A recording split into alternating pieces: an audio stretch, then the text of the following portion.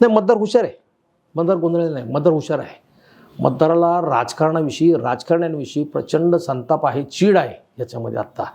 त्याच्यामुळं मतदानाला तो येईल का, येईल, परंतु नोटाचं प्रमाणसुद्धा वाढेल यावेळेस. आणि त्यांना एक लक्षात आलं की इथं मतांची खरेदी विक्री फार मोठ्या प्रमाणावरती चालते. मागच्या विधानसभेला पोटनिवडणुकीला 3,000 रुपये मताला भाव दिला गेला. आत्ता त्यांनी नगरपालिकेला ऐकलं, शेजारी तळेगावला 5,000 10,000 रुपये, लोणावळ्याला 5,000 10,000 रुपये मताची खरेदी विक्री झाली. आता इथं जे निवडणुकीला उभे तयार आहेत ना भूमिपुत्र, काही ज्यांनी जमिनीचा प्रचंड पैसा आलेला आहे, ते म्हणतात आपल्याकडे 2 कोटी तयार आहेत, आपल्याकडे 3 कोटी तयार आहेत. कोटीच्या खाली कोणी बोलत नाही. मग ते ज्यावेळेस ही भाषा करतात त्यावेळी मतदार काय म्हणतो, अरे ह्याच्यामध्ये म्हणजे थोडक्यात पैसे दिल्याशिवाय मत द्यायचं नाही. सुशिक्षित मतदार कसा काय मतदानाला येईल ह्या गोष्टीमध्ये, मला सांगा बरं.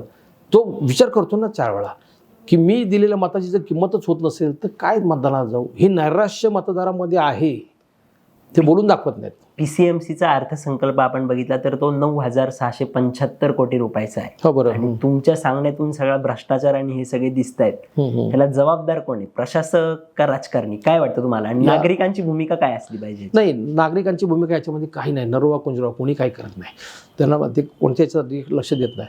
प्रशासन ह्याच्यामध्ये, प्रशासन, राज्यकर्ते, जमीन दलाल आणि बिल्डर्स, ही सगळं जे नेक्सस आहे यांनी ते सगळं केलेलं आहे आणि त्यांनी ते सगळं लुटून खाल्लेलं आहे. आज मी महापालिकेच्या अर्थसंकल्पन आर्थिक परिस्थितीबद्दल माहिती घ्यायला गेलो, त्यांनी सांगितलं की या शहराची तिजोरी इतकी खाली झालेली आहे की पुढचे 3 वर्ष विकासाच्या कोणत्या कामावर खर्च करण्यासाठी पैसेच नाहीत.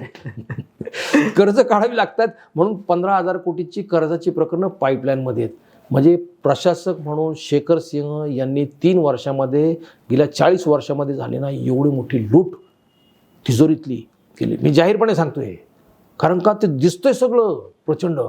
आता ह्या गोष्टीला पुरावे तर RTI खाली सगळे काढायला लागेल. अन्यथा मी मागे एका व्हिडिओमध्ये म्हटलं होतं की देवेंद्र फडणवीसांनी या प्रशासकीय राजवटीमधले या महापालिकेची सखोल चौकशी करावी.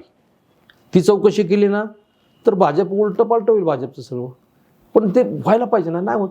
आणि ती मागणी ही मंडळी पण कोणी करत नाहीत. असं सगळं आहे विषय.